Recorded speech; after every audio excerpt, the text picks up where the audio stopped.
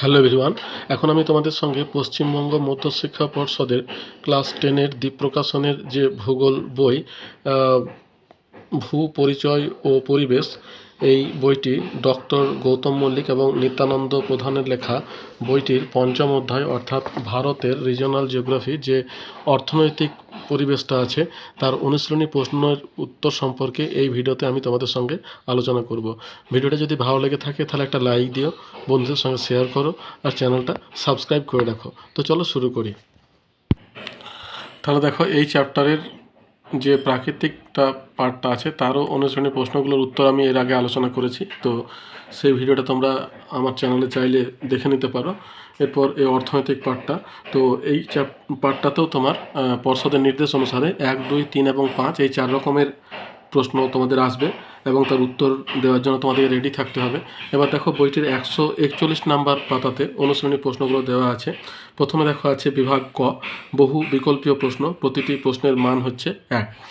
সঠিক উত্তরটি বেছে নিয়ে লেখো। 1 নম্বর আছে, একটি খারিফ শস্যের উদাহরণ হলো, উত্তর হবে তোমার ক, তুলো। 2 নম্বর, ধান চাষের জন্য বৃষ্টিপাতের প্রয়োজন গড়ে, উত্তর হবে অপশান খ, 100 থেকে 200 সেন্টিমিটার। 3 নম্বর আছে, কর্ণাটকের পাহাড়ি অঞ্চল, উত্তর হবে অপশান ক, কফি উৎপাদনের জন্য বিখ্যাত। 4 নম্বর, ভারতে সর্বাধিক চা উৎপন্ন হয়, উত্তর হবে অপশান খ, অসমে। 5 নম্বর, কার্পাস বয়ন শিল্পের একটি গুরুত্বপূর্ণ কেন্দ্র, উত্তর হবে অপশান গ, আমেদাবাদ। 6 নম্বর, উত্তর পূর্ব ভারতের একটি পেট্রোকেমিক্যাল শিল্প কেন্দ্র, উত্তর হবে অপশান ঘ, হলদিয়া। 7 নম্বর, ভারতের তথ্য প্রযুক্তি শিল্পের একটি গুরুত্বপূর্ণ কেন্দ্র, উত্তর হবে অপশান গ, বেঙ্গালুরু। 8 নম্বর, ভারতের মিশ্র ইস্পাত শিল্প কেন্দ্রটি হলো, উত্তর হবে অপশান গ এবং ঘ দুটোই হবে, মিশ্র ইস্পাত এই দুটো জায়গাতেই উৎপন্ন হয়, ভিলাই এবং ঝাড়খণ্ডের জামশেদপুর। ঠিক আছে। 9 নম্বর আছে, 2011 সালের জনগণনা অনুসারে ভারতের সাক্ষরতার হার, উত্তর হবে অপশান খ, 74.04%।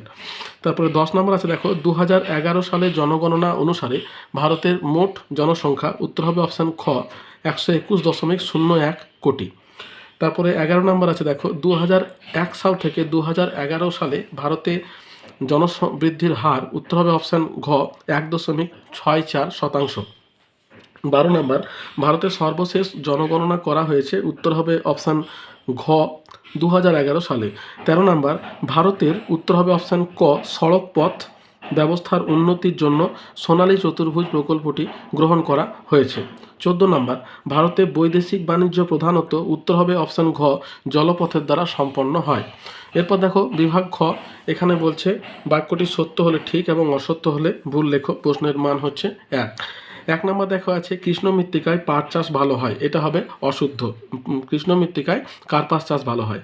2 নম্বর, অন্ধ্রপ্রদেশে গোদাবরী নদী উপত্যকা এবং বদ্বীপ এলাকায় প্রচুর পরিমাণে ধান উৎপাদিত হয়, এটা শুদ্ধ। 3 নম্বর, ভারতের একটি গুরুত্বপূর্ণ রবি শস্য হলো আখ, এটা অশুদ্ধ। 4 নম্বর দেখো আছে, জোয়ার, বাজরা, রাগি প্রভৃতি ক্ষুদ্র দানা শস্যগুলিকে একসঙ্গে মিলেট বলে, এটা শুদ্ধ। 5 নম্বর, পশ্চিমবঙ্গে রেল ইঞ্জিন নির্মাণ হয় বর্ধমান জেলা চিত্তরঞ্জনে, এটা শুদ্ধ। দেখো বর্তমানে কিন্তু এটা বর্ধমান হবে না, পশ্চিম বর্ধমান হবে। ঠিক আছে। 6 নম্বর, ভারতের ম্যানচেস্টার মুম্বাইকে বলা হয়, এটা অশুদ্ধ, উত্তর হবে তোমার আমেদাবাদকে। 7 নম্বর আছে, পেট্রোকেমিক্যাল শিল্পের কাঁচামাল হলো ন্যাপথা, এটা শুদ্ধ। 8 নম্বর, ভারতের প্রতি 1000 জন পুরুষ পিছু নারীর সংখ্যা 940 জন, এটা শুদ্ধ। 9 নম্বর, পরিবহন মাধ্যমগুলির মধ্যে জলপথ সর্বাপেক্ষা সুলভ, এটা শুদ্ধ। 10 নম্বর, রেলপথ অপেক্ষা সড়ক পথে পরিবহন ব্যয় কম, এটা অশুদ্ধ। এরপর দেখো 2 নম্বর আছে, উপযুক্ত শব্দ বসিয়ে শূন্যস্থান পূরণ করো। এক্ষেত্রেও প্রতিটি প্রশ্নের মান থাকছে 1। 1 নম্বর দেখো আছে, রাজ্যগুলির মধ্যে ড্যাশ ধানের ফলন সর্বোচ্চ, উত্তর হবে উত্তরপ্রদেশ, সব থেকে বেশি ধান উৎপন্ন হয়। 2 নম্বর, জোয়ার উৎপাদনে ড্যাশ রাজ্য ভারতে প্রথম স্থান অধিকার করে, উত্তর হবে তোমার মহারাষ্ট্র। এরপর দেখো 3 নম্বর আছে, ভারতের ড্যাশ বন্দরের মাধ্যমে সর্বাধিক চা রপ্তানি হয়, উত্তর হবে তোমার কলকাতা বন্দর, সব থেকে বেশি চা উৎপন্ন হয় আসামে এবং সেই চা কিন্তু কলকাতা বন্দরের মাধ্যমে রপ্তানি হয়। 4 নম্বর দেখো আছে, ড্যাশ রাজ্যটি তুলো উৎপাদনে ভারতের শীর্ষ স্থান অধিকার করে, উত্তর হবে তোমার মহারাষ্ট্র। 5 নম্বর দেখো আছে, পশ্চিমবঙ্গের বৃহত্তম পেট্রোকেমিক্যাল কারখানাটি ড্যাশ এ অবস্থিত? উত্তর হবে তোমার গুজরাটের জামনগর। ঠিক আছে। 6 নাম্বার, ভারতের রুড় বলা হয় ড্যাশকে? উত্তর হবে তোমার দুর্গাপুরকে। 7 নাম্বার, ভারতের সিলিকন ভ্যালি বলা হয় ড্যাশকে? উত্তর হবে তোমার বেঙ্গালুরুকে। 8 নাম্বার, ড্যাশ সালে ভারতে প্রথম জনগণনা করা হয়? উত্তর হবে তোমার 1872 সালে। 9 নাম্বার, ভারতে 2011 সালের জনগণনা অনুসারে প্রাথমিক ক্ষেত্রে নিযুক্ত রয়েছে শতকরা ড্যাশ জন কর্মী? উত্তর হবে তোমার 48.9%। 10 নম্বর, স্থলপথে স্বল্প দূরত্বের জন্য সবচেয়ে উপযোগী হলো ড্যাশ পরিবহন? উত্তর হবে তোমার সড়ক পরিবহন। এরপর দেখো আছে স্তম্ভ মেলা, প্রতিটি প্রশ্নের মান 1, স্তম্ভ ক এবং স্তম্ভ খ মেলাতে হবে। তো 1 নম্বর যেটা আছে গুরুগাঁও, এটার উত্তর হবে অপশান 3 অর্থাৎ মোটর গাড়ি নির্মাণ শিল্প। 2 নম্বর আছে দুর্গাপুর, এটার উত্তর হবে অপশান 5 অর্থাৎ ভারতের রুড়। 3 নম্বর আছে হলদিয়া, এটার উত্তর হবে অপশান 6 অর্থাৎ পেট্রোকেমিক্যাল শিল্প কেন্দ্র। 4 নম্বর আছে বেঙ্গালুরু, এটার উত্তর হবে অপশান 7 অর্থাৎ তথ্য প্রযুক্তি শিল্প কেন্দ্র। তারপরে আছে তোমার 5 ভিলাই, এটার উত্তর হবে অপশান 4 অর্থাৎ লৌহ ইস্পাত। তারপরে 6 নম্বর আছে দেখো বিশাখাপত্তনম, এটার উত্তর হবে অপশান 1 অর্থাৎ জাহাজ নির্মাণ কারখানা। 7 নম্বর আছে দেখো আমেদাবাদ, এটার উত্তর হবে অপশান 8 অর্থাৎ ভারতের ম্যানচেস্টার। 8 নম্বর আছে অরুণাচল প্রদেশ, এটার উত্তর হবে অপশান 2 অর্থাৎ সর্বনিম্ন জনঘনত্বের রাজ্য। এরপর দেখো আছে 2.4 2-1 কথায় উত্তর দাও। এক্ষেত্রে তোমার বিকল্প প্রশ্নগুলি লক্ষণীয়, প্রতিটি প্রশ্নের মান হচ্ছে 1। 1 নম্বর দেখো আছে গম চাষের জন্য কতটা পরিমাণ বৃষ্টিপাতের প্রয়োজন? উত্তর হবে তোমার 50 থেকে 100 সেন্টিমিটার। অথবা দিয়ে আছে দেখো কোন ধান শীতে লাগিয়ে গ্রীষ্মে কাটা হয়? উত্তর হবে তোমার বোরা ধান। 2 নম্বর দেখো আছে একটি জায়িদ শস্যের নাম করো? উত্তর হবে তোমার তরমুজ। অথবা দিয়ে আছে একটি তন্তু জাতীয় ফসলের নাম লেখো? উত্তর হবে তোমার পাট। 3 নাম্বার দেখো আছে আখ উৎপাদনে ভারতে কোন রাজ্য প্রথম স্থান অধিকার করে? উত্তর হবে তোমার উত্তরপ্রদেশ। অথবা দিয়ে আছে দেখো ভারতে ধান গবেষণার প্রধান কেন্দ্রটি কোথায় অবস্থিত? উত্তর হবে তোমার উড়িষ্যার কটকে। 4 নম্বর দেখো আছে মিলেট জাতীয় শস্যগুলির নাম কি? উত্তর হবে তোমার জোয়ার, বাজরা, রাগি, এই তিনটাকে একসঙ্গে মিলেট বলে। অথবা দিয়ে দেখো আছে উত্তর ভারতের একটি মোটর গাড়ি নির্মাণ কেন্দ্রের নাম লেখো? উত্তর হবে তোমার গুরুগাঁও, হরিয়ানার গুরুগাঁও। 5 নম্বর দেখো আছে দক্ষিণ ভারতের কোথায় বিমানপথ নির্মাণ কেন্দ্র গড়ে উঠেছে? উত্তর হবে তোমার বেঙ্গালুরু, কর্ণাটকের বেঙ্গালুরুতে বিমানপথ নির্মাণ কেন্দ্র গড়ে উঠেছে। অথবা দিয়ে আছে দেখো পশ্চিমবঙ্গের বৃহদায়তন লৌহ ইস্পাত শিল্প কেন্দ্রগুলির নাম কি? উত্তর হবে তোমার বার্নপুর, কুলটি ও দুর্গাপুর, এই দুটো হচ্ছে পশ্চিমবঙ্গের বৃহদায়তন লৌহ ইস্পাত শিল্প কেন্দ্র। 6 নম্বর দেখো আছে দিল্লির কাছে কোথায় মোটর গাড়ি নির্মাণ কেন্দ্র গড়ে উঠেছে? উত্তর হবে তোমার গুরুগাঁও। এরপর দেখো আছে অথবা দিয়ে পশ্চিম ভারতের একটি পেট্রোরাসায়নিক শিল্প কেন্দ্রের নাম লেখো? উত্তর হবে তোমার গুজরাটের জামনগর, রিলায়েন্স দ্বারা পরিচালিত পেট্রোরসায়ন শিল্প কেন্দ্র। এটা ভারতের সবথেকে বড় পেট্রোরসায়ন শিল্প কেন্দ্র।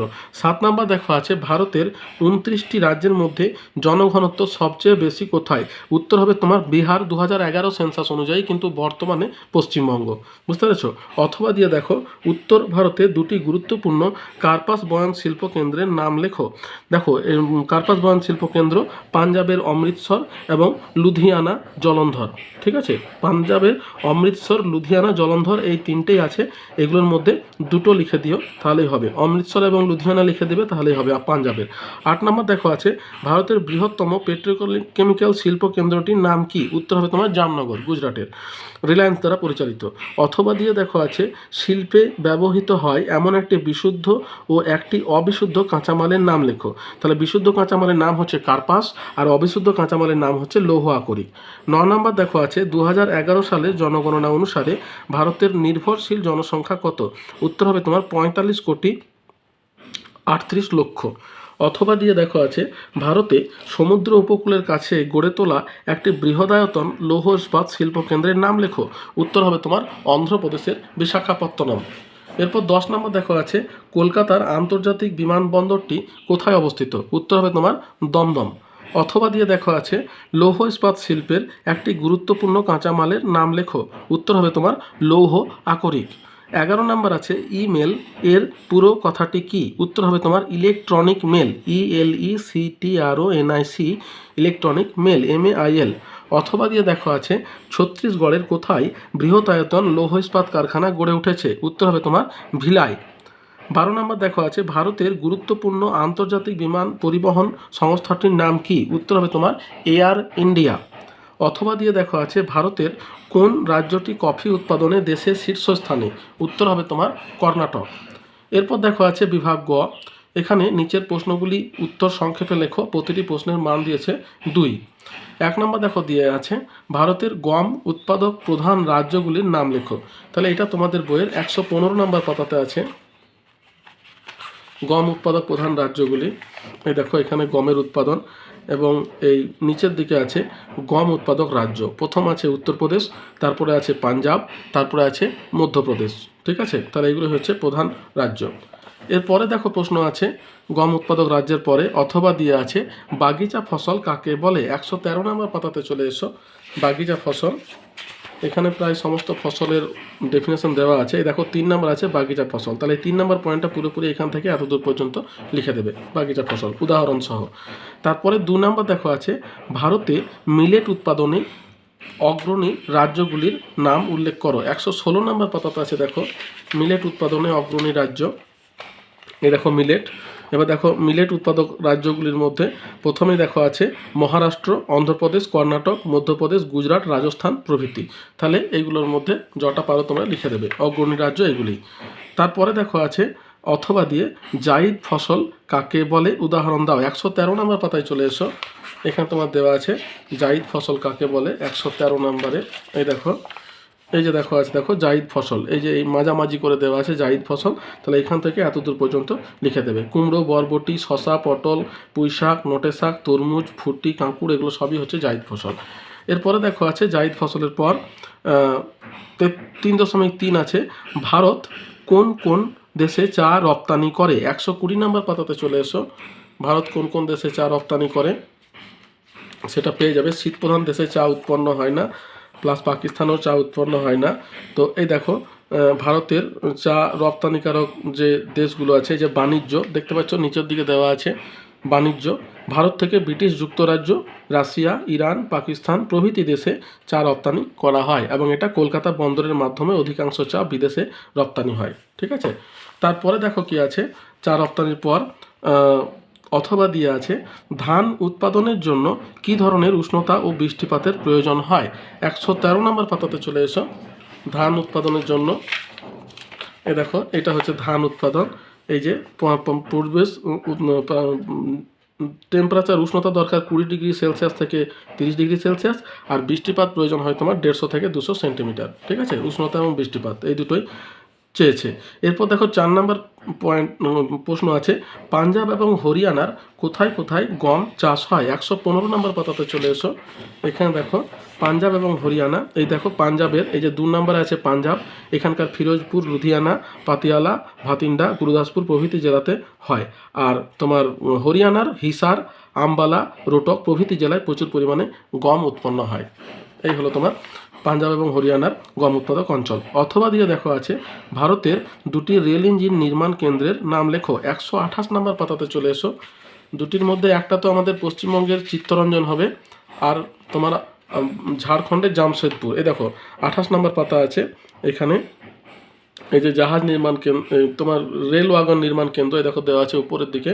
পশ্চিমবঙ্গের রেল ওয়াগন রেল ইঞ্জিন নির্মাণ কেন্দ্র পশ্চিমবঙ্গের চিত্তরঞ্জন, উত্তরপ্রদেশের বারাণসী, ঝাড়খণ্ডের জামশেদপুর, মধ্যপ্রদেশের ভোপাল, এই 4টে জায়গাতে হয়ে থাকে। এরপরে দেখো কি আছে 2টি রেল ইঞ্জিন নির্মাণ কেন্দ্রের পর 5 নম্বর আছে পেট্রোকেমিক্যাল শিল্পের প্রধান উৎপাদিত দ্রব্যগুলি কী কী? 128 নম্বর পাতাতে চলে এসো। এই দেখো এই যে উৎপাদিত দ্রব্যগুলি অপরিশোধিত তেল ও প্রাকৃতিক গ্যাসকে উন্নত প্রযুক্তি এবং রাসায়নিক বিশ্লেষণ দ্বারা ন্যাপথালিন, প্রোপাইলিন, ইথিলিন, বেনজিন প্রভৃতি উপদ্রব্য এবং যৌগ দ্রব্য উৎপাদন করা মূল লক্ষ্য হলে তাকে পেট্রোকেমিক্যাল প্রক্রিয়া বা এইগুলি হচ্ছে তোমার উৎপাদিত দ্রব্য। এরপর দেখো আছে পাঞ্জাব কোথায় রেল ইঞ্জিন পরে অথবা দিয়ে দেখো আছে চা চাষের জন্য কী ধরনের উষ্ণতা এবং বৃষ্টিপাতের প্রয়োজন হয়? এটা তুমি পেয়ে যাবে 120 নম্বর পাতাতে। চা চাষের জন্য কী পরিমাণ উষ্ণতা এবং বৃষ্টিপাতের প্রয়োজন হয়। এই দেখো চা উৎপাদন এখানে দেখো উষ্ণতা দরকার 27 ডিগ্রি সেলসিয়াস। এই যে শীতকালে 16 ডিগ্রি সেলসিয়াস কম উষ্ণতা চা চাষের পক্ষে ক্ষতিকর। আবার গ্রীষ্মকালীন উষ্ণতা 27 ডিগ্রি সেলসিয়াস প্রয়োজন হয়। আর বৃষ্টিপাত তোমার প্রচুর পরিমাণে প্রয়োজন হয়, গড়ে 150 থেকে 250 সেন্টিমিটার বৃষ্টিপাতের প্রয়োজন হয়। পার্বত্য অঞ্চলে যেহেতু শৈলক্ষেত প্রকৃতির বৃষ্টিপাতটা বেশি হয়, প্রায় তাপমাত্রাও এরকম প্রকৃতির থাকে বলে তোমার চা চাষটা হয়ে থাকে। এরপরে দেখো দেওয়া আছে কী ধরনের উষ্ণতা বৃষ্টিপাতের পর 6 নাম্বার আছে ভারতের 4টি প্রধান লৌহ ইস্পাত উৎপাদন কেন্দ্রের নাম লেখো। 123 নম্বর পাতাতে চলে এসো। এখানে দেখো দেওয়া আছে 4টি প্রধান লৌহ ইস্পাত কেন্দ্র। এর মধ্যে পূর্ব মধ্য ভারতে দেখো কতগুলো আছে। পশ্চিমবঙ্গের বার্নপুর, দুর্গাপুর, ঝাড়খণ্ডের বোকারো, জামশেদপুর, ছত্তিশগড়ের ভিলাই, উড়িষ্যার রোরকেল্লা। এইগুলো দিলে পরেই তোমার 4টে প্রধান হয়ে যাবে তোমার মধ্য পূর্ব ভারতে। এরপরে দেখো কি আছে, 4টি প্রধান লৌহ ইস্পাত উৎপাদন কেন্দ্রের নামের পরে অথবা দিয়ে আছে বিশুদ্ধ এবং অবিশুদ্ধ কাঁচামাল কাকে বলে। এটা তোমাদের বইয়ের 122 নম্বর পাতাতে আছে। এই দেখো নিচের দিকে অবিশুদ্ধ কাঁচামাল এবং বিশুদ্ধ কাঁচামাল। তাহলে এই ক খ এই দুটো পয়েন্ট তোমরা লিখে দেবে, এখান থেকে শুরু করবে এবং এতদূর লেখার পর পরের পাতাতে এই যে কার্পাস শিল্প পর্যন্ত লিখে দেবে। তারপরে দেখো কি আছে, বিশুদ্ধ অবিশুদ্ধ কাঁচামালের পর 7 নাম্বার আছে ভারতের 4টি উল্লেখযোগ্য তথ্য প্রযুক্তি কেন্দ্রের নাম উল্লেখ করো। 130 নাম্বার পাতাতে আছে দেখো 4টি প্রধান তথ্য প্রযুক্তি শিল্প কেন্দ্র। তার মধ্যে ব্যাঙ্গালোর তো সব থেকে বৃহত্তম, এবং সেটা ছাড়াও দেখো কী কী আছে। বেঙ্গালুরু দেখো প্রথমেই দেওয়া আছে, তারপর আছে চেন্নাই, হায়দ্রাবাদ, দিল্লি, পুনা, মুম্বাই, কলকাতা, ঠিক আছে, তিরুবনন্তপুরম, নয়ডা, দিল্লি। তাহলে এই কতগুলো আছে, তার মধ্যে যে কোনো 4টে লিখে দেবে। এরপরে দেখো আছে অথবা দিয়ে ভারতের রুট বলতে কী বোঝো। তাহলে দুর্গাপুরকে ভারতের রুট বলে, এটা তো আমরা জানি, কিন্তু রুট বলতে কী বোঝো এটা তোমাদের বইয়ে ঠিকমতো আমি পাইনি। তো এটার জন্য সমরেন্দ্রনাথ মোদকের যে বইটা আছে সেই বইটির 124 নাম্বার পাতাতে তোমার প্রশ্নটির উত্তর দেওয়া আছে। তোমাদের কাছে যদি থাকে ভালো, না হয় এখান থেকে তোমরা পজ করে লিখে নাও। দেখো দুর্গাপুরকে ভারতের রুট বলা হয় কেন, কি বলছে, নানা বিষয়ের সাদৃশ্যের জন্য জার্মানির রুডের মতো দুর্গাপুরকে ভারতের রুট বলা হয়। 1 নম্বর হচ্ছে অবস্থান, জার্মানির রাইন নদী এবং তার 2 উপনদী রুড এবং লিপের সংযোগস্থলে রুড শিল্পাঞ্চলের মতো ভারতের দামোদর নদের তীরে দুর্গাপুর শিল্পাঞ্চল বিকশিত। 2 নম্বর হচ্ছে শিল্প, রুড অঞ্চলে এসেন, ডর্টমুন্ড, ডুসেলডার্ফ, ডুইসবার্গ প্রভৃতি লৌহ ও ইস্পাত, ইঞ্জিনিয়ারিং, রাসায়নিক শিল্পকেন্দ্রের মতো দুর্গাপুরেও বৃহৎ ইস্পাত, সংকর ইস্পাত শিল্প, mini steel plant, engineering, cement, সার শিল্প গড়ে উঠেছে। 3 নম্বর হচ্ছে কয়লা, রুড অঞ্চলের রাইন নদীর উন্নত বিটুমিনাস কয়লার মতো দুর্গাপুরে দামোদর উপত্যকা উৎকৃষ্ট গন্ডোয়ানা যুগের কয়লার ভিত্তিতে শিল্পাঞ্চলটি উন্নতি ঘটে। 4 নম্বর দেখা আছে পরিবহন, পরিবহনের দোলক নীতি অনুসারে রাইন উপত্যকার কয়লা ভর্তি রেল ফিরতি পথে ফ্রান্সের রোলেন অঞ্চলের আকরিক লোহা আমদানি করে। একইভাবে দামোদরের রানীগঞ্জ ও ঝরিয়ার কয়লা বোঝাই রেল ফিরতি পথে ময়ূরভঞ্জ ও কেওনঝড়ের লোহা বহন করে আনে। ঠিক আছে, তাহলে এটা লিখে দেবে, তাহলেই তোমার হবে। নেক্সট দেখো আমাদের কি আছে প্রশ্ন, 8 নাম্বার আদমশুমারি বলতে কি বোঝো। 131 নম্বর পাতাতে চলে এসো। এখানে দেখো দেওয়া আছে আদমশুমারি, এই দেখো সংজ্ঞা, এটা লিখে দেবে সংজ্ঞা এখান থেকে এই এতদূর পর্যন্ত, বা অন্যভাবে বলা যায় এটাও তোমরা লিখতে পারো, তাহলে সেক্ষেত্রে এই এতদূর পর্যন্ত লিখে দেবে আদমশুমারি। তারপরে দেখো চলে এসো আদমশুমারির পর অথবা দিয়ে আছে কাঁচামালের উপর ভিত্তি করে শিল্পের শ্রেণীবিভাগ করো। 123 নম্বর পাতাতে আছে দেখো কাঁচামালের ভিত্তিতে শিল্পের শ্রেণীবিভাগ। 23 নম্বর পাতা কাঁচামালের ভিত্তিতে দেখো এই যে 4টে ভাগে ভাগ করছে। একটা হচ্ছে কৃষিজ কাঁচামাল ভিত্তিক শিল্প, প্রাণীজ কাঁচামাল ভিত্তিক শিল্প, বনজ কাঁচামাল ভিত্তিক শিল্প এবং খনিজ কাঁচামাল ভিত্তিক শিল্প। তাহলে এটা এখান থেকে এতদূর পর্যন্ত লিখে দেবে, 123 নম্বর পাতাতে আছে। এরপরে দেখো আছে 9 নাম্বার মহানগর বলতে কি বোঝো। 134 নম্বর পাতাতে চলে এসো। এখানে দেখো মহানগরের ডেফিনেশন তো দেওয়া নেই, কিন্তু এখান থেকে তোমরা লিখতে পারবে।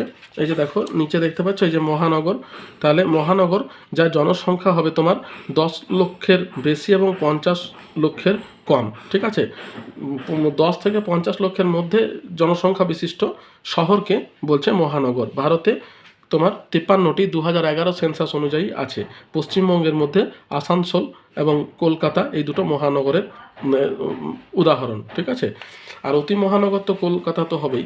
তারপরে দেখো আছে মহানগরের পর 2011 সালের জনগণনা অনুসারে ভারতে মোট কতগুলি মহানগর রয়েছে? 53টি। এটা এখানেই দেখতে পাচ্ছ, এই যে লেখা আছে দেখো মহানগর 53টি, তাহলে উত্তর হবে 53টি। এরপরে দেখো আছে অথবা দিয়ে ধরনযোগ্য বা সুস্থায়ী উন্নয়ন বলতে কি বোঝো? 132 নম্বর পাতাতে আছে দেখো ধরনযোগ্য বা সুস্থায়ী উন্নয়ন। এই যে দেখতে পাচ্ছ, এই সংজ্ঞাটা লিখে দেবে এখান থেকে এত দূর পর্যন্ত, আর বৈশিষ্ট্যটা লিখতে পারলে আরোই ভালো, তবে এইটা লিখে দিও, ঠিক আছে? বৈশিষ্ট্য লিখতে পারলে আরোই ভালো, এটা তো জনঘনত্ব চেয়েছে। তারপরে দেখো কি আছে, ধরনযোগ্য উন্নয়নের পর তোমার 10 নাম্বার বলছে উত্তর পূর্ব ও পূর্ব পশ্চিম করিডোর কাকে বলে? 136 নম্বর পাতাতে চলে এসো, এটা সড়ক পথ থেকে দিয়েছে। এই দেখো এখানে এই যে দেওয়া আছে উত্তর দক্ষিণ পূর্ব পশ্চিম করিডোর, ঠিক আছে? এখান থেকে শুরু করবে এবং এই 3টে লাইন লেখার পর পরের পাতাতে এই যে এই এত দূর পর্যন্ত লিখে দেবে উত্তর দক্ষিণ পূর্ব পশ্চিম করিডোর, ঠিক আছে? নেক্সট দেখো কি আছে, পূর্ব পশ্চিম করিডোরের পর অথবা দিয়ে আছে শহর বা নগর গড়ে তোলার ক্ষেত্রে প্রশাসনিক কেন্দ্রের ভূমিকা কি?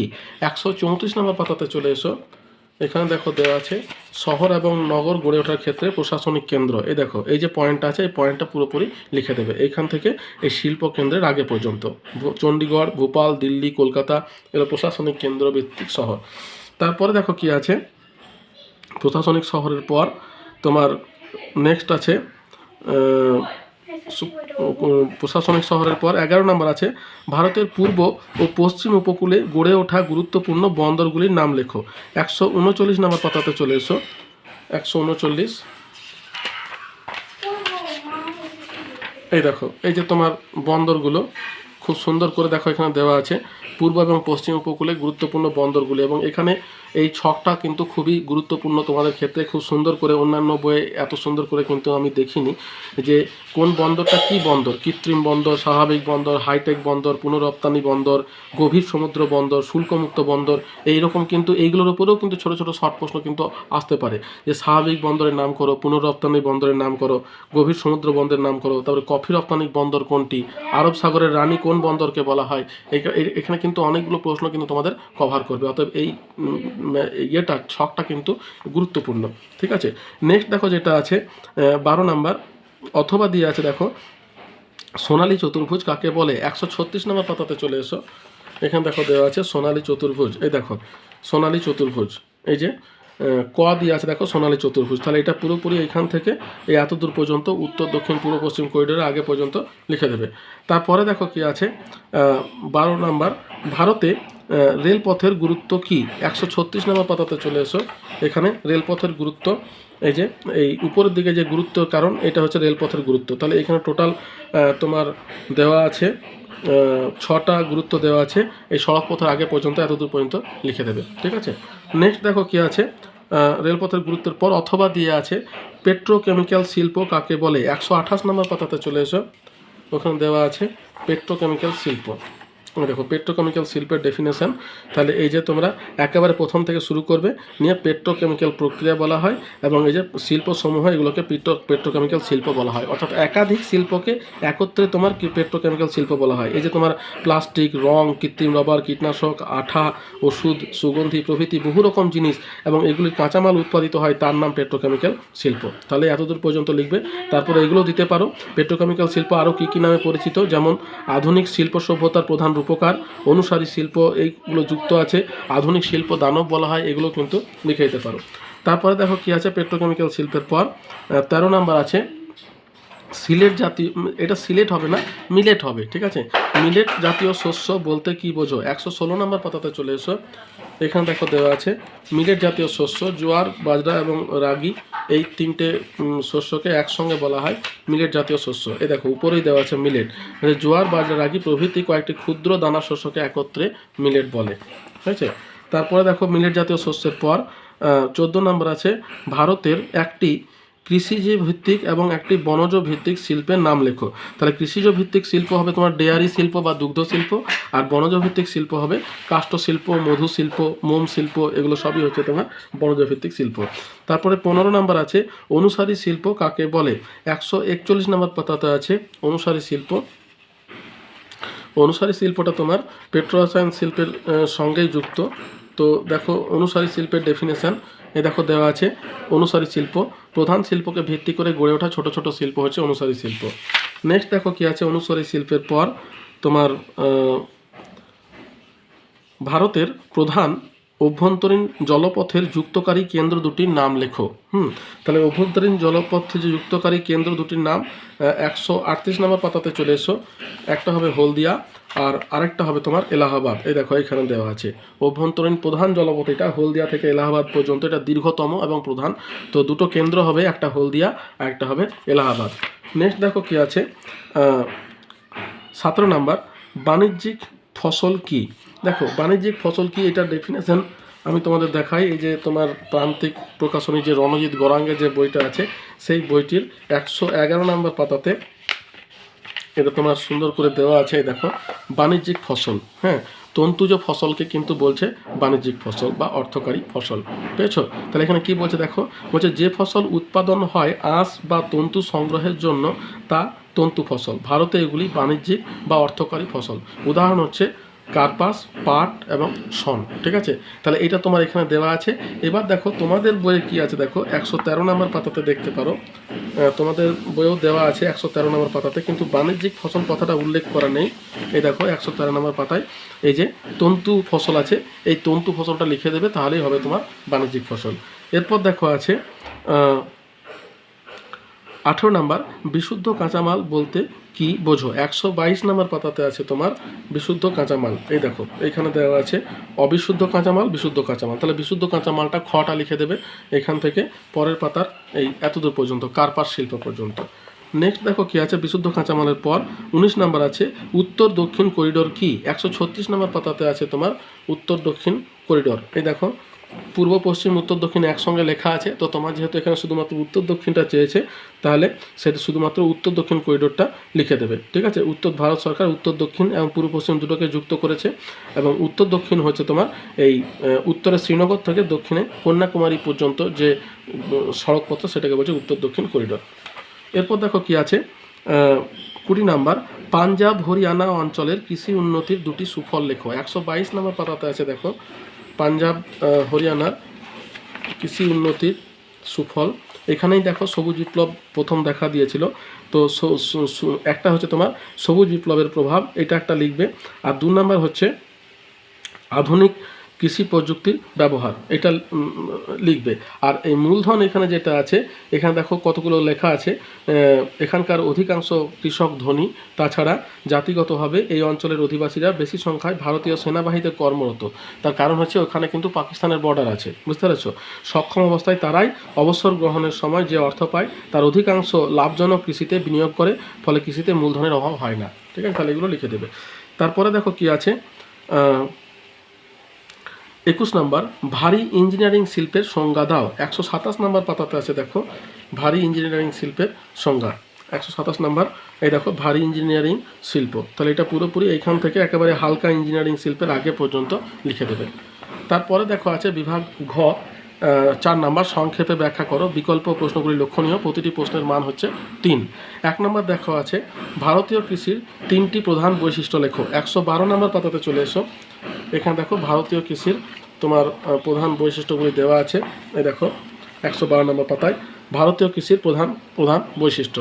তাহলে এখানে টোটাল তোমার 10টা বৈশিষ্ট্য দেওয়া আছে, এই 10টা বৈশিষ্ট্য ছোট ছোট করে লিখে দেবে।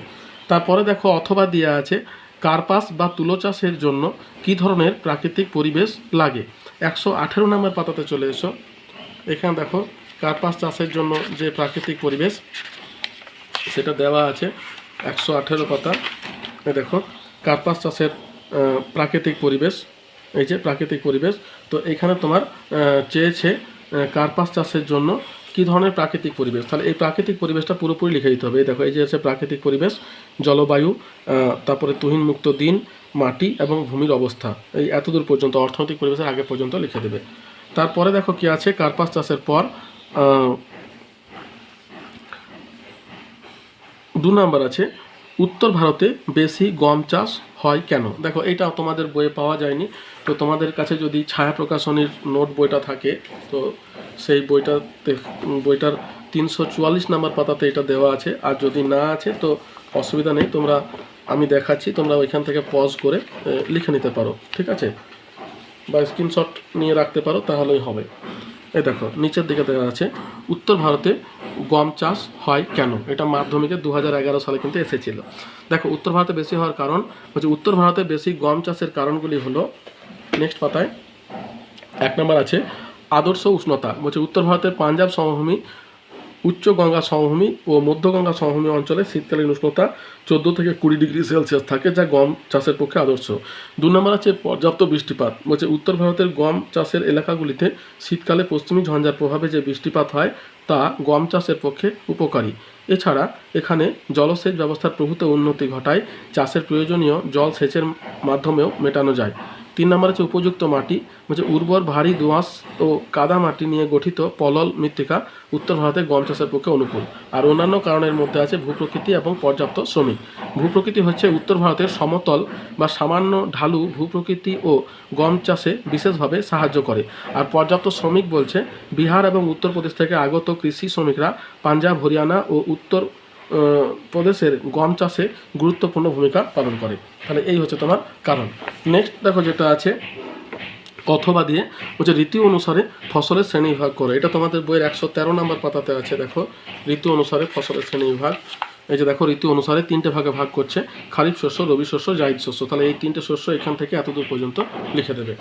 নেক্সট দেখো কি আছে, দক্ষিণ ভারতে কফি চাষ বেশি হয় কেন, এটাও তোমাদের বইয়ের টেক্সট বইয়ে পাওয়া যায়নি।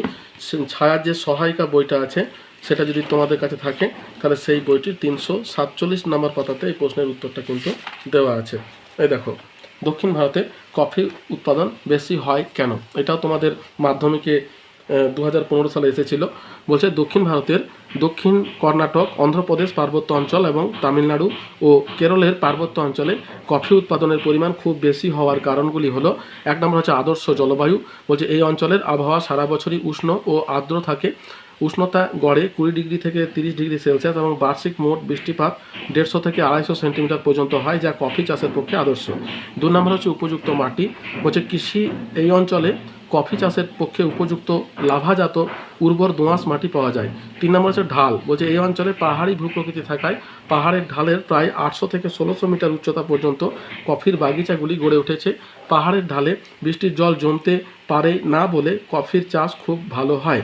4 নম্বর হচ্ছে চাহিদা। বলছে এছাড়া দক্ষিণ ভারতে পানীয় ফসল হিসাবে চা চাষের বিস্তার তেমনভাবে ঘটেনি বলে কফি চাষ খুব বেশি গুরুত্ব পেয়েছে। তাহলে এই হচ্ছে তোমার কারণ। তারপরে দেখো কি আছে, অথবা দিয়ে আছে ধান এবং গম চাষের অনুকূল পরিবেশের তুলনা করো। 113 নম্বরে আছে ধান, 115 নম্বর আছে গম, ঠিক আছে। তো অনুকূল পরিবেশ 113 পাতাতে প্রথমে দেখো ধান চাষের অনুকূল পরিবেশ তুলনা বলতে প্রথমে ধান চাষের জলবায়ু এবং গম চাষের জলবায়ু এরকম করে ভাগ করে করে লিখে দেবে, বুঝতে পেরেছো, তাহলেই তুলনাটা হবে। তাহলে ধান চাষের জলবায়ুটা দেখো এখানে আছে উষ্ণ আর্দ্র জলবায়ু, ধান চাষের পক্ষে আদর্শ। উষ্ণতা লাগছে 20 থেকে 30 ডিগ্রি সেলসিয়াস আর বৃষ্টিপাত লাগছে 150 থেকে 200 সেন্টিমিটার।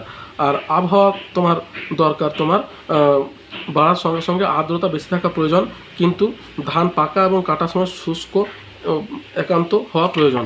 অন্যদিকে তোমার এখানে গম চাষের পক্ষে জলবায়ু হচ্ছে কি, এখানে তোমার উষ্ণতা দরকার 15 থেকে 20 ডিগ্রি সেলসিয়াস আর পাকার সময় দরকার 25 ডিগ্রি সেলসিয়াস, বৃষ্টিপাত দরকার 50 থেকে 100 সেন্টিমিটার আর তুহিনমুক্ত দিন 100 থেকে 110টি এবং আবহাওয়া তোমার আর্দ্র ঠান্ডা প্রকৃতির প্রয়োজন হয়। তাহলে এই হলো তোমার তুলনা। এবার মাটি যদি তুলনা করো তাহলে তোমার ধান চাষের জন্য দোআঁশ মাটি প্রয়োজন, তবে নদী উপত্যকার পলি মাটিতে ধান সর্বাপেক্ষা ভালো হয়।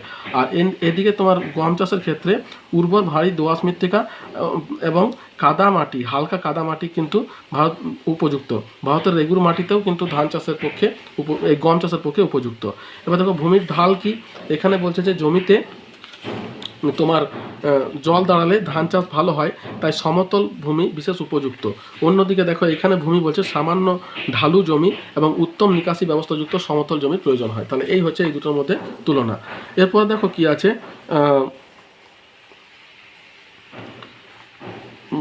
ধান গম চাষের অনুকূল পরিবেশের পর দেখো পূর্ব এবং মধ্য ভারতে লৌহ ইস্পাত শিল্পের উন্নতির কারণ, ঠিক আছে। পূর্ব মধ্য ভারতে 123 নম্বর পাতাতে দেখো পূর্ব এবং মধ্য ভারতে লৌহ ইস্পাত শিল্পের উন্নতির কারণটা দেওয়া আছে। আমাদের ভারতবর্ষের পূর্ব এবং মধ্য ভারতেই সব থেকে বেশি লৌহ ইস্পাত শিল্পের বিকাশ ঘটেছে। তো এই দেখো এখানে দেওয়া আছে পূর্ব এবং মধ্য ভারতের তোমার লৌহ ইস্পাত শিল্প কেন্দ্রগুলি গড়ে ওঠার কারণ, তার মধ্যে পূর্ব মধ্য ভারত। তো এখানে এই যে গড়ে ওঠার কারণগুলি লিখবে। 1 নম্বর হচ্ছে খনিজ কাঁচামালের সহজলভ্যতা, 2 হচ্ছে জল, 3 নম্বরে বিদ্যুৎ, 4 নম্বর হচ্ছে যোগাযোগ ব্যবস্থা, 4 হচ্ছে তোমার বন্দর। ঠিক আছে, পরের পাতাতে চলে আসবে এখানে সরকারি নীতি, এই এতদূর পর্যন্ত লিখে দেবে। তারপরে প্রশ্ন দেখি কি আছে, অথবা দিয়ে আছে দেখো, ভারতের বিভিন্ন স্থানে ইঞ্জিনিয়ারিং শিল্পের বিকাশের কারণগুলি লেখো। 128 নম্বর পাতাতে চলে এসো। এখানে ইঞ্জিনিয়ারিং শিল্পের বিকাশের কারণগুলি দেওয়া আছে 128 নম্বর। এই দেখো 128 নম্বর পাতা, ইঞ্জিনিয়ারিং শিল্পের বিকাশের কারণ। এই দেখো গুরুত্বপূর্ণ ইঞ্জিনিয়ারিং শিল্প কেন্দ্রগুলি দেওয়া আছে এবং গড়ে ওঠার কারণ যেটা, এটাই হচ্ছে তোমার বিকাশের কারণ। এইখান থেকে এই এতদূর পর্যন্ত লিখে দেবে। ঠিক আছে, নেক্সট হচ্ছে তোমার বিকাশের কারণের পর তারপর দেখো এবার 5 নম্বর দেখো আছে পশ্চিম ভারতে অধিক সংখ্যায় কার্পাস বয়ন শিল্প কেন্দ্র গড়ে ওঠার কারণগুলি লেখো। তাহলে দেখো এটা 126 নম্বর পাতাতে আছে তোমাদের, পশ্চিম ভারতে তোমার কার্পাস বয়ন শিল্পের বিকাশের কারণগুলি। এই দেখো পশ্চিমাঞ্চলে গড়ে ওঠার কারণ, এটা লিখতে হবে। এখানে দেখো 126 পাতাতে 4টে পয়েন্ট দেওয়া আছে, কাঁচামাল, জলবায়ু, বন্দর এবং বিদ্যুৎ শক্তি। পরের পাতাতে চলে আসবে এখানে পরিবহন, মূলধন, শ্রমিক, চাহিদা এবং পরিশ্রুত জল। এগুলোকে প্রাকৃতিক এবং অপ্রাকৃতিক এই দুটো ভাগে ভাগ করেও কিন্তু লিখতে পারো। এরপরে দেখো কি আছে, কার্পাস বয়ন শিল্পে গড়ে ওঠার কারণের পর অথবা দিয়ে দেখা আছে ভারতে জনসংখ্যা বৃদ্ধির সঙ্গে ধরনযোগ্য বা সুস্থায়ী উন্নয়নের সম্পর্ক নির্ণয় করো। তাহলে এটা দেখো তোমার 132 নম্বর পাতাতে দেওয়া আছে, ধরনযোগ্য উন্নয়ন সম্পদের সঙ্গে সঙ্গে। তো এইটা তোমাকে পুরোপুরি লিখতে হবে। হ্যাঁ, ধরনযোগ্য উন্নয়ন এইখান থেকে এই এতদূর পর্যন্ত লিখতে হবে, তাহলেই কিন্তু হবে। তারপরে দেখো কি আছে, 6 নাম্বার বিশাখাপত্তনমে ভারতের বৃহত্তম জাহাজ নির্মাণ কারখানা গড়ে উঠেছে কেন। 128 নম্বর পাতাতে দেখো দেওয়া আছে বিশাখাপত্তনমে তোমার জাহাজ নির্মাণ কারখানা গড়ে ওঠার কারণ। এই দেখো পশ্চিমাঞ্চলে তোমার এই যে তোমার জাহাজ নির্মাণ কারখানা তোমার আছে বিশাখাপত্তনমে। তো পেট্রোকেমিক্যাল আছে, তারপরে 128টা জাহাজ নির্মাণ। দেখো জাহাজ নির্মাণ কেন্দ্র অন্ধ্রপ্রদেশের বিশাখাপত্তনম। ঠিক আছে, এটা দেওয়া হলো। তো তারপরে গড়ে ওঠার কারণগুলো তোমার এইখান থেকে লিখতে হবে। এই যে গড়ে ওঠার কারণ, এই যে এখানে দেখো জাহাজ নির্মাণ কেন্দ্র এখানে দেওয়া আছে অন্ধ্রপ্রদেশের বিশাখাপত্তনম। এবার গড়ে উঠেছে কেন, এই যে গড়ে ওঠার কারণগুলি এখান থেকে এতদূর পর্যন্ত লিখে দেবে। তারপরে দেখো কি আছে, অথবা দিয়ে আছে হলদিয়ায় পেট্রোকেমিক্যাল প্রকল্প গড়ে ওঠার অবস্থানগত সুবিধাগুলি কি কি। তাহলে 129 নম্বর পাতাতে চলে এসো। এই দেখো হলদিয়ায় পেট্রোসান শিল্প, এই যে পূর্বাঞ্চল আছে না, পূর্বাঞ্চলের মধ্যে দেখো আছে পশ্চিমবঙ্গের হলদিয়া।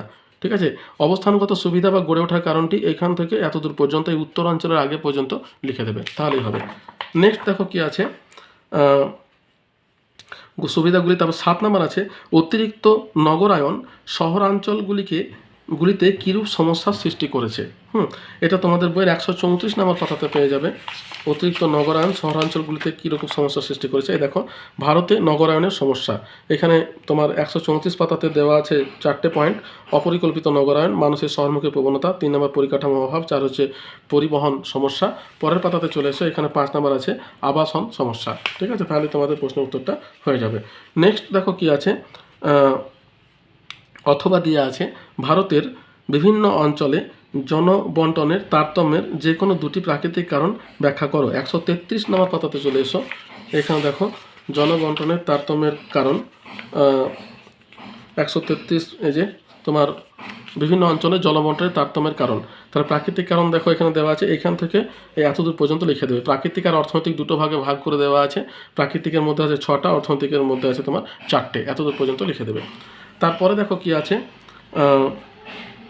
জনবন্টনের তারতম্যের কারণের পর কোনো দেশে পরিবহন ব্যবস্থার অর্থনৈতিক উন্নয়নে কিভাবে সহায়তা করে। পরিবহন ব্যবস্থা অর্থনৈতিক তোমার কীভাবে সহায়তা করে। 135 নম্বর পাতাতে চলে এসো। এখানে দেখো দেওয়া আছে পরিবহন ব্যবস্থার গুরুত্ব। হ্যাঁ, পরিবহনের গুরুত্ব, এই যে অর্থনৈতিক গুরুত্ব, এটা পুরোপুরি লিখতে হবে একদম এখান থেকে এতদূর পর্যন্ত, এই রাজনৈতিক গুরুত্বের আগে পর্যন্ত। ঠিক আছে, 135 পাতায়।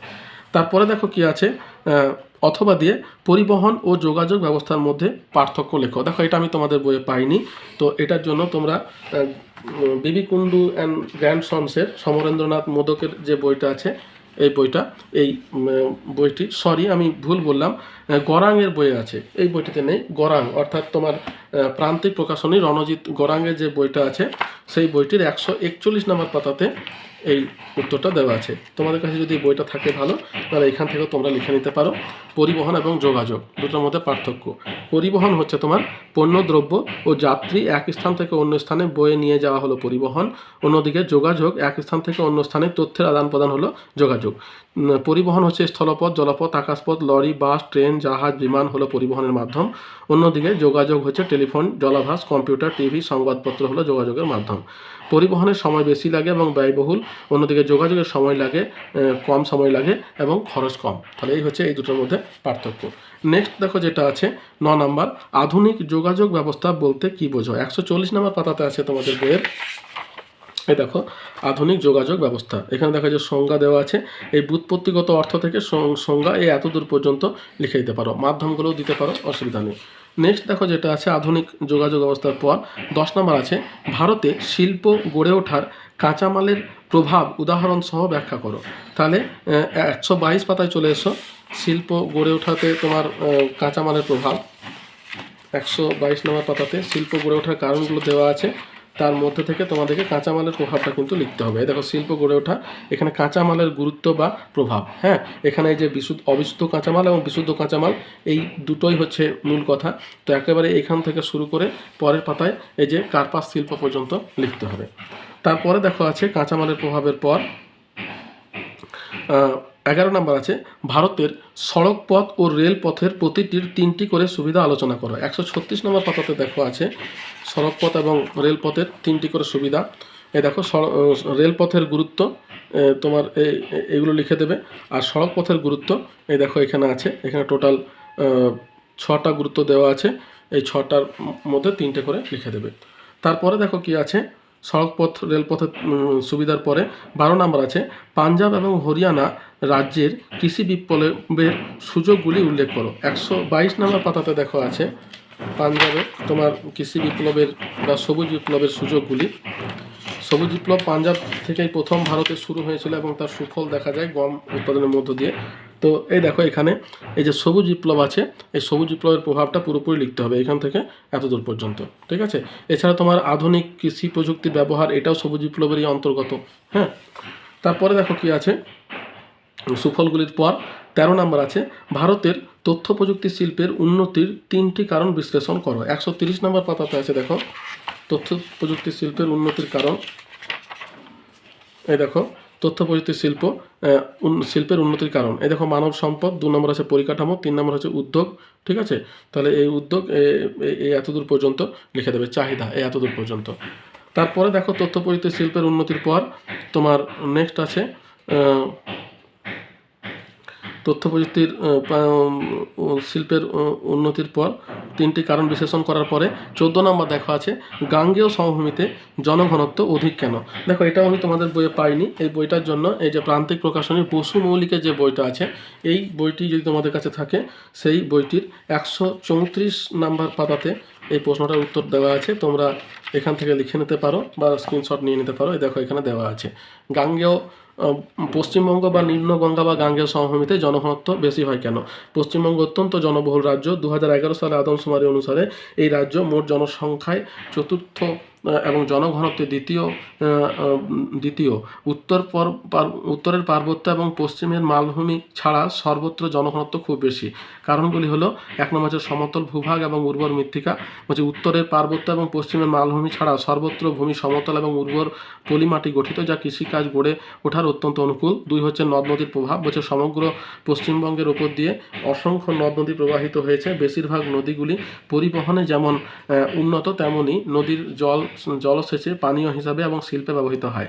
3 নম্বর হচ্ছে উন্নত কৃষি ব্যবস্থা, হচ্ছে অতি উর্বর পলিমাটি, উন্নত জলসেচ ব্যবস্থা প্রভৃতি কারণেই কৃষি ব্যবস্থা এখানে অত্যন্ত উন্নত। অধিকাংশ জমিতে বছরে 2বার ফসল উৎপাদন হয়।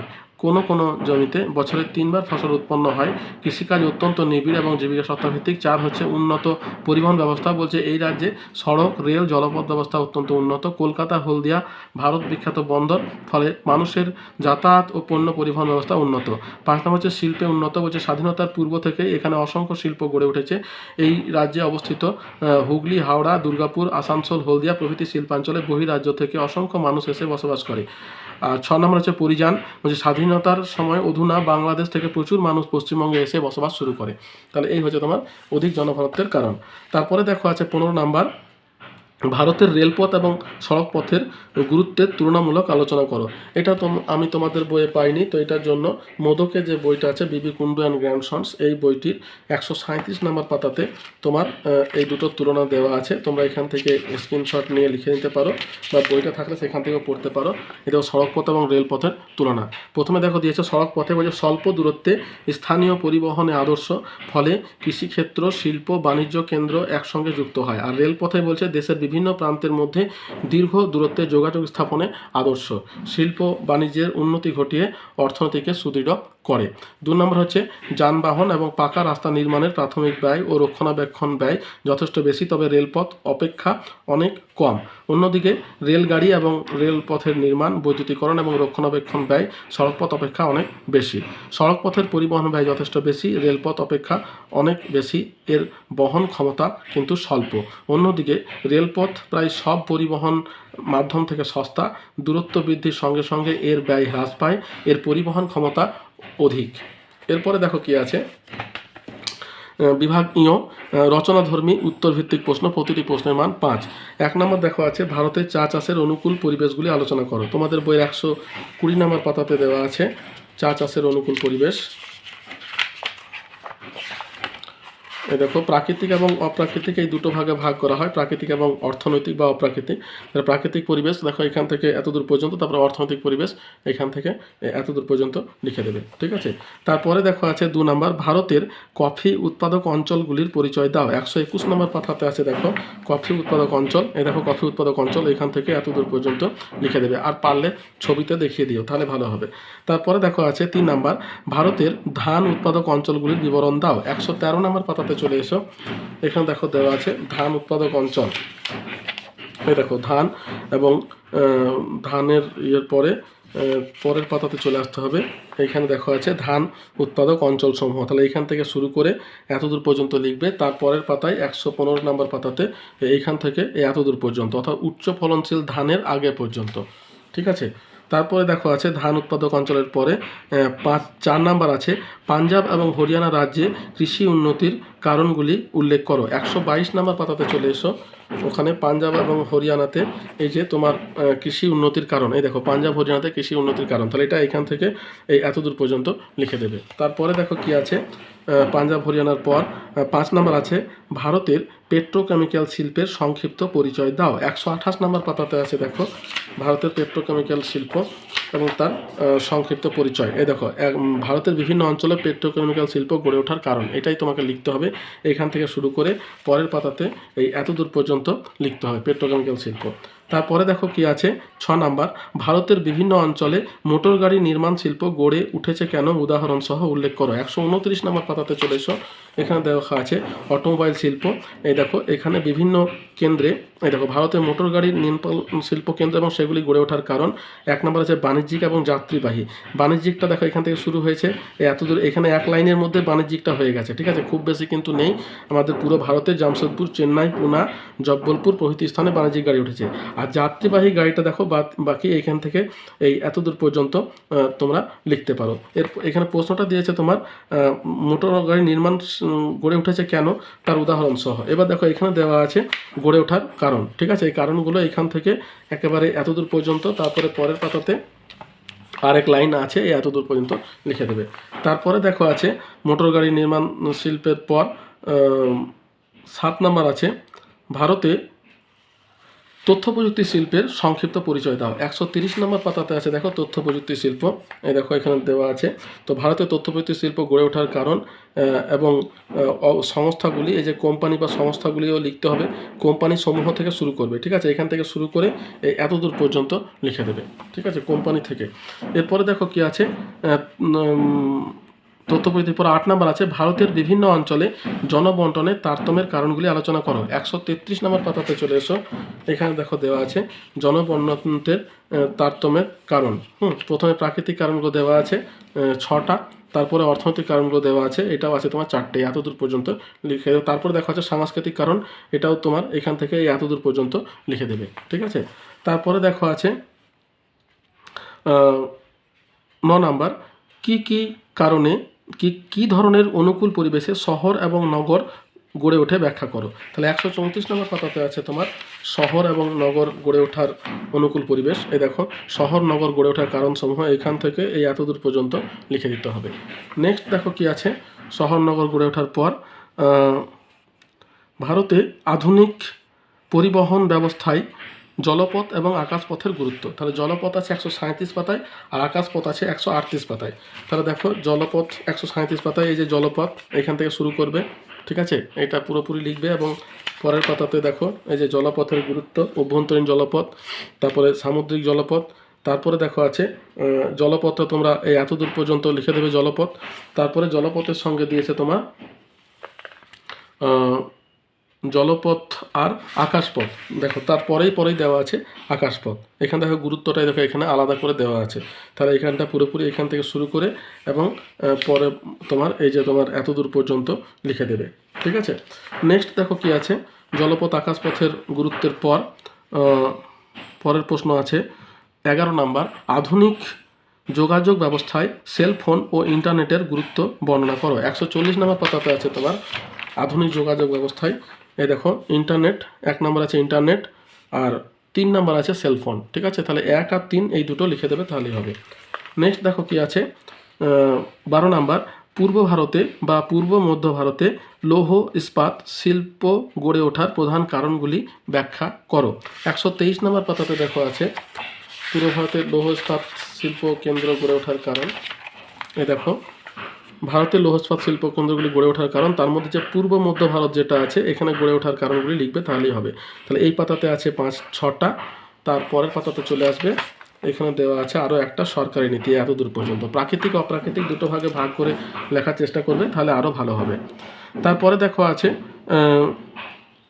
13 নাম্বার গম উৎপাদনের অনুকূল প্রাকৃতিক পরিবেশ বর্ণনা করো। 115 নাম্বার পাতাতে চলে এসো, এখানে দেখো গম উৎপাদনের অনুকূল প্রাকৃতিক পরিবেশ, এই যে প্রথমে আছে প্রাকৃতিক পরিবেশ, তারপর আছে অর্থনৈতিক পরিবেশ, এই এতদূর পর্যন্ত লিখে দেবে। তারপরে দেখো কি আছে গম উৎপাদনের পর 14 নাম্বার ভারতে পরিবহন ব্যবস্থার গুরুত্ব আলোচনা করো। 136 নম্বর পাতাতে চলে এসো, এখানে তোমার পরিবহন ব্যবস্থার গুরুত্ব তোমার দেওয়া আছে। 136 নম্বর পাতা পরিবহন ব্যবস্থার গুরুত্ব, এই দেখো গুরুত্ব, ঠিক আছে। ভারতে তোমার প্রশ্নটা দিয়েছে ভারতে পরিবহন ব্যবস্থার গুরুত্ব আলোচনা করো। পরিবহন ব্যবস্থার গুরুত্ব 136 পাতায়, এখানে তোমার এই যে পরিবহনের গুরুত্ব 135 পাতাতে আছে, ওটা ভুল আছে, ঠিক আছে, 135 পাতা হবে। এই দেখো পরিবহনের গুরুত্ব এখান থেকে এই এতদূর পর্যন্ত লিখে দেবে। 3টে গুরুত্ব আছে, অর্থনৈতিক গুরুত্ব, রাজনৈতিক গুরুত্ব এবং সামাজিক গুরুত্ব। হ্যাঁ, তারপরে দেখো কি আছে পরিবহনের গুরুত্বের পরের প্রশ্ন আছে তোমার 15 নম্বর পশ্চিম ভারতে কার্পাস বয়ন শিল্পের অধিক উন্নতির কারণগুলি লেখো। 126 নম্বর পাতাতে চলে এসো, এখানে দেওয়া আছে পশ্চিম ভারতে তোমার কার্পাস বয়ন শিল্পের উন্নতির কারণ। প্রথম যেটা আছে সেটা হচ্ছে কার্পাস রেগুর মৃত্তিকা, বুঝতে পেরেছো। এই দেখো পশ্চিম ভারতে গড়ে ওঠার কারণ, এই যে কাঁচামাল, জলবায়ু, বন্দর, বিদ্যুৎ শক্তি, এই 4টে দিয়ে দেবে। তারপরের পাতাতে দেখো বাকিগুলো আছে পরিবহন, মূলধন, শ্রমিক, চাহিদা এবং পরিশোধিত জল, এই এতদূর পর্যন্ত লিখে দেবে, ঠিক আছে। নেক্সট দেখো কি আছে পশ্চিম ভারতে গড়ে ওঠার কারণের পর তোমার অধিক উন্নতির পর 16 নম্বর আছে ভারতে ধান চাষের অনুকূল প্রাকৃতিক পরিবেশের বর্ণনা দাও। তাহলে 113 নম্বর পাতাতে চলে এসো, এখানে তোমার ধান চাষের অনুকূল প্রাকৃতিক পরিবেশের মধ্যে এই দেখো এইটা দেওয়া আছে জলবায়ু, মাটি এবং ভূপ্রকৃতি। 113 নম্বর পাতায় পরের পাতাতে চলে এসো, এখানে দেখো দেওয়া আছে এই এতদূর পর্যন্ত, তারপরে অর্থনৈতিক দেওয়া আছে।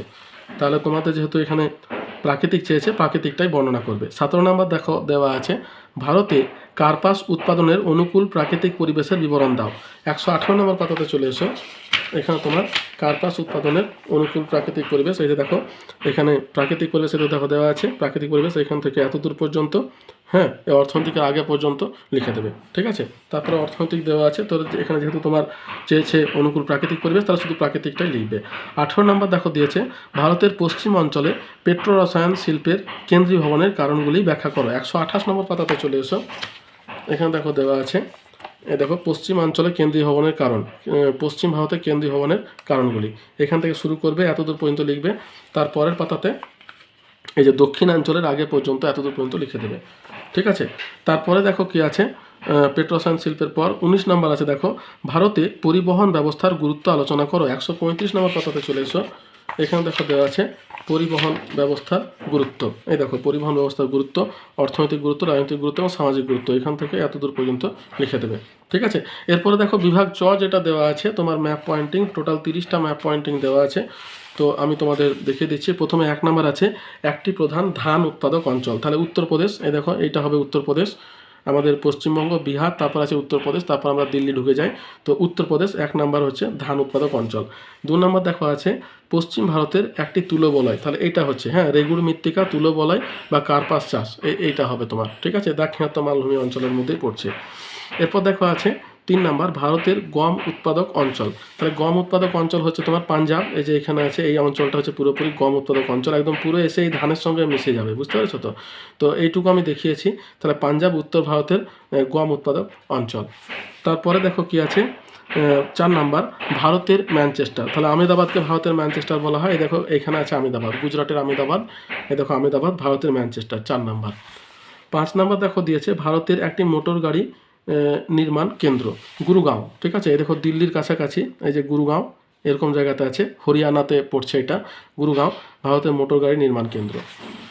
তারপরে দেখো আছে 6 নম্বর পূর্ব ভারতের একটি লৌহ ইস্পাত শিল্প কেন্দ্র দুর্গাপুর, এই দেখো এখানে আছে দুর্গাপুর, এই যে এই জায়গাতে পশ্চিমবঙ্গের দুর্গাপুর, দুর্গাপুর পূর্ব ভারতের লৌহ ইস্পাত শিল্প কেন্দ্র হয়েছে, এটা গেল তোমার 6 নম্বর। তারপর 7 নম্বর দেখো কি আছে পূর্ব ভারতের একটি পেট্রো রাসায়নিক শিল্প কেন্দ্র হলদিয়া, এই দেখো এখানে আছে হলদিয়া, এরকম জায়গাতে হলদিয়া পূর্ব ভারতের পেট্রো রাসায়নিক শিল্প কেন্দ্র। তারপরে দেখো আছে 8 নম্বর দক্ষিণ ভারতের একটি ইঞ্জিনিয়ারিং শিল্প কেন্দ্র, তাহলে দক্ষিণ ভারতের ইঞ্জিনিয়ারিং শিল্প কেন্দ্র হচ্ছে তোমার ব্যাঙ্গালোর, চেন্নাই, এই দেখো এখানে হচ্ছে চেন্নাই, ব্যাঙ্গালোরও হবে, ইঞ্জিনিয়ারিং শিল্প কেন্দ্র ব্যাঙ্গালোরও হবে এবং চেন্নাইও হবে, তো চেন্নাইটা দিলাম, এই দেখো 8 নম্বর দক্ষিণ ভারতের ইঞ্জিনিয়ারিং শিল্প কেন্দ্র, এরকম জায়গাতে হচ্ছে তোমার চেন্নাই। তারপরে দেখো কি আছে 9 নম্বর বলছে উপকূলীয় অবস্থানে নির্মিত একটি বৃহৎ আয়তন লৌহ ইস্পাত শিল্প কেন্দ্র, এটা হবে তোমার বিশাখাপত্তনম, এই দেখো এখানে হচ্ছে বিশাখাপত্তনম বৃহৎ আয়তন লৌহ ইস্পাত শিল্প কেন্দ্র 9 নম্বর, মানে উপকূলীয় অবস্থানের উপরে বেশ করে এটাকে বৃহৎ আয়তন করে তৈরি করা হয়েছে 9 নম্বর। 10 নম্বর দেখো আছে ভারতের বৃহত্তম তথ্য প্রযুক্তি শিল্প কেন্দ্র ব্যাঙ্গালোর, এই দেখো এরকম জায়গাতে আছে ব্যাঙ্গালোর, 10 নম্বর ভারতের বৃহত্তম তথ্য প্রযুক্তি শিল্প কেন্দ্র। তারপর দেখো আছে 10 নম্বর পরে 11 নম্বর আছে চণ্ডীগড়, দিল্লির কাছাকাছি আছে চণ্ডীগড়, এই দেখো এখানে আছে দিল্লি, তারপরে এইরকম জায়গাতে আছে চণ্ডীগড় উত্তরের দিকে, ঠিক আছে, চণ্ডীগড় চণ্ডীগড় 11 নম্বর। 12 নম্বর দেখো দিয়েছে শিলিগুড়ি, তাহলে পশ্চিমবঙ্গের এরকম জায়গাতে আছে শিলিগুড়ি, দেখো এখানে এই যে নিচে আছে বাংলাদেশ, উত্তরে আছে ভুটান, আর এরকম জায়গাতে আছে তোমার শিলিগুড়ি, ঠিক আছে, তাহলে শিলিগুড়ি হলো। তারপরে দেখো 13 নম্বর আছে দক্ষিণ ভারতের ম্যানচেস্টার, কোয়েম্বাটুরকে বলা হয়, এই দেখো এইখানে আছে তোমার কোয়েম্বাটুর, ঠিক আছে, এখানে দেখা যাচ্ছে কোয়েম্বাটুর দক্ষিণ ভারতের ম্যানচেস্টার 13 নম্বর।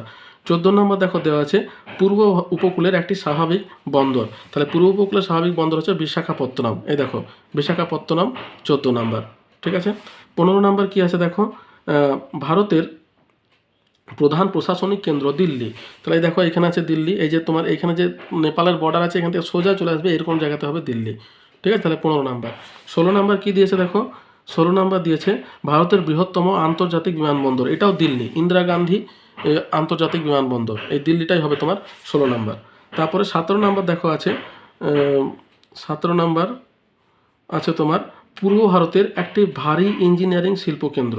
তাহলে এটা হবে তোমার পূর্ব ভারতের চিত্তরঞ্জন লোকোমোটিভ। তাহলে এটা দেখো, এই যে এখানে আমার আছে দুর্গাপুর, তার থেকে এই উপরের দিকে এইদিকে ঝাড়খণ্ড লাগোয়া চিত্তরঞ্জন লোকোমোটিভ, মানে রেল ইঞ্জিন নির্মাণ কারখানা। এটা ভারী, 17 নাম্বার। ঠিক আছে। 18 নাম্বার দেখো আছে বিশাখাপত্তনম বন্দর। তাহলে এই দেখো এখানে যে বিশাখাপত্তনম বন্দর আগেও দেখিয়েছি, এটা 18 নাম্বার হয়ে গেল বিশাখাপত্তনম বন্দর। 19 নাম্বার দেখো কি আছে, দক্ষিণ উপকূলের একটি মহানগর। তাহলে দক্ষিণ উপকূলের মহানগর চেন্নাই। এই দেখো এইখানে এই জায়গাতে হবে তোমার চেন্নাই একটা মহানগর। 19। 20 নাম্বার দেখো আছে একটি কফি উৎপাদক অঞ্চল মালনাদ, কর্ণাটকের মালভূমির যে মালনাদ অংশটা আছে দেখো এখানে, এখানে চা উৎপন্ন হয়, কফি উৎপন্ন হয়, সরি, এটা 20 নাম্বার। 21 নাম্বার দেখো আছে ভারতের রুড়, দুর্গাপুরকে বলা হয় ভারতের রুড়। এই দেখো দুর্গাপুর, এটাই হচ্ছে তোমার ভারতের রুড়। এখানে 21 নাম্বার হয়ে গেল। 22 নাম্বার দেখো কি দিয়েছে, পশ্চিম ভারতের একটি স্বাভাবিক বন্দর মুম্বাই। এই দেখো এইটা হচ্ছে মুম্বাই বন্দর, এখানে অবস্থিত 22 নাম্বার মুম্বাই বন্দর। তারপরে দেখো আছে 23 নাম্বার আছে উত্তর ভারতের বৃহত্তম মহানগর দিল্লি। এই দেখো এখানে আবার 23 নাম্বার দিল্লি, উত্তর ভারতের বৃহত্তম মহানগর। 24 নাম্বার দেখো আছে উত্তর পূর্ব ভারতের একটি চা উৎপাদক অঞ্চল আসাম, উত্তর পূর্ব ভারতে অবস্থান করছে এই জায়গাতে। অসম, দার্জিলিং এগুলো সবই হবে তোমার চা উৎপাদক অঞ্চল। এই দেখো আসাম 24 নাম্বার। 25 নাম্বার কি আছে দেখো, পশ্চিমাঞ্চলের একটি পেট্রো রসায়ন শিল্প কেন্দ্র জামনগর, গুজরাটের জামনগর। এই দেখো এখানে ভারতের বৃহত্তম, এখানে আছে জামনগর, এরকম জায়গাতে জামনগর। 25 নাম্বার। 26 নাম্বার দেখো দিয়েছে পূর্ব উপকূলের একটি কৃত্রিম পোতাশ্রয় যুক্ত বন্দর হলদিয়া। এই দেখো এইরকম জায়গাতে আছে হলদিয়া, ঠিক আছে, সোজা দিয়ে হলদিয়া, পূর্ব ভারতের একটা কৃত্রিম প্রশাসনযুক্ত বন্দর। 26 নাম্বার। 27 নাম্বার দেখো আছে উত্তর ভারতের একটি গম উৎপাদক অঞ্চল হরিয়ানা, পাঞ্জাব হরিয়ানা অঞ্চল। এই দেখো এইখানটা, ঠিক আছে, গম উৎপাদক অঞ্চল। তারপরে দেখো আছে 28 নাম্বার পশ্চিমবঙ্গের একটি লৌহ ইস্পাত শিল্পকেন্দ্র দুর্গাপুর। এই দেখো এইখানে হচ্ছে দুর্গাপুর, আগেও দেখানো হয়েছে, তাহলে 28 নাম্বার দিয়ে দিয়েছি, বাস তাহলেই হবে। তারপর দেখো আছে 29 নম্বর দক্ষিণ ভারতের একটি আন্তর্জাতিক বিমানবন্দর চেন্নাই, ঠিক আছে। এই যে তোমার সরি ব্যাঙ্গালোর, ভুল বললাম, ব্যাঙ্গালোরে আছে আন্তর্জাতিক বিমানবন্দর 29 নাম্বার। তারপর 30 নাম্বার আছে মুম্বাই। তাহলে এই দেখো এইরকম জায়গাতে আছে মুম্বাই বন্দর, ঠিক আছে, 30 নাম্বার। তাহলে দেখো আমি তোমাদের মোটামুটি সমস্ত প্রশ্নের উত্তর দেওয়ার চেষ্টা করলাম। এরপরে যদি কোনো প্রশ্ন থাকে আমাকে কমেন্ট বক্সে লিখে পাঠাও। ভিডিও যদি ভালো লেগে থাকে তাহলে একটা লাইক দিও, বন্ধুর সঙ্গে শেয়ার করো, চ্যানেলটা সাবস্ক্রাইব করে রাখো। দেখা হচ্ছে পরের ভিডিওতে। ধন্যবাদ।